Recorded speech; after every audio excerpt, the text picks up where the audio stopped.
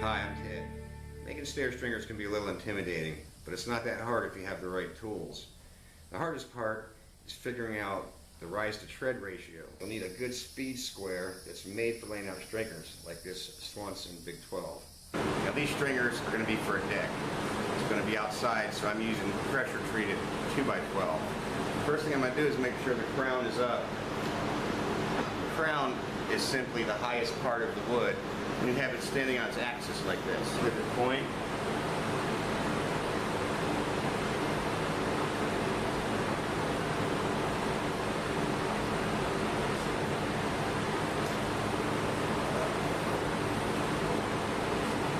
Take this big T square here and flush it with the speed square, just to double check and follow through on this line. Pretty good, and that's where the attachment to the deck's going to be. I want to make sure that's going to be level with the steps.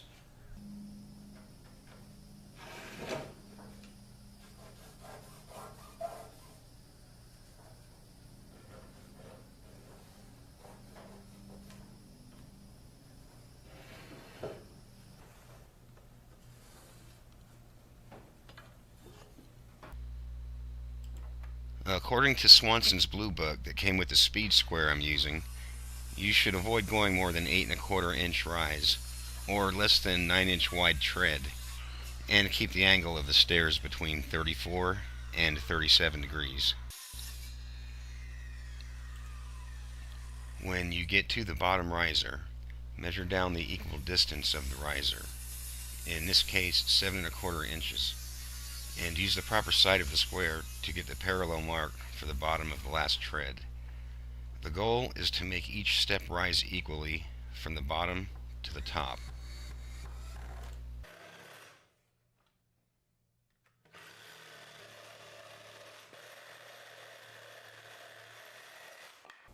Make sure you have at least 4 inches right here from the bottom of the stringer to where the tread and riser meet. You have to have at least 4. We have a little over 5, so it's looking good. And now that I got the first one done, I can use it as a pattern and just transfer it onto the next one. I'm going to need 3 of these because my stairs are going to be more than 36 inches wide. But I'll show you a way to use the pieces we cut out to make the third one. And it's straight out of the Swanson Blue Book.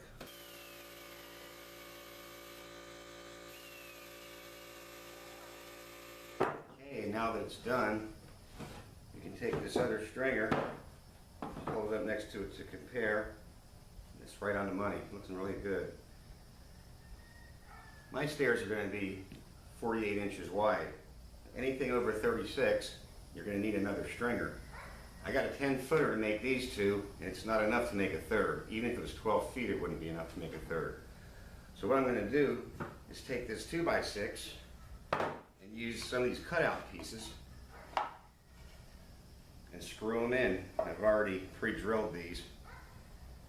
And what I'll do is hold them up next to this other stringer and just line them up, orient them the proper way, screw them in, trim them down if they need to be trimmed.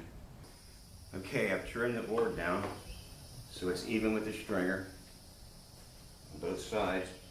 And we're just going to set these in place.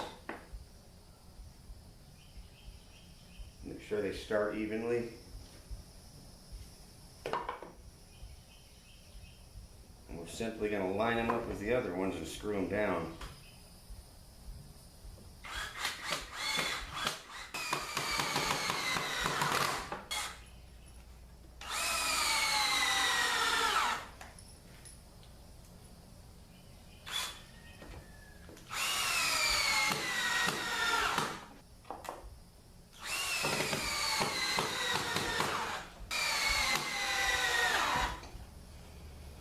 Now we have a third stringer, and it's a lot cheaper than buying another 2x12. And finally, I'm just going to check it for flush and level right here, because I know this is flush and I know my floor is level. It's looking real good right there. Just another triple check with the speed square. It's right on the money.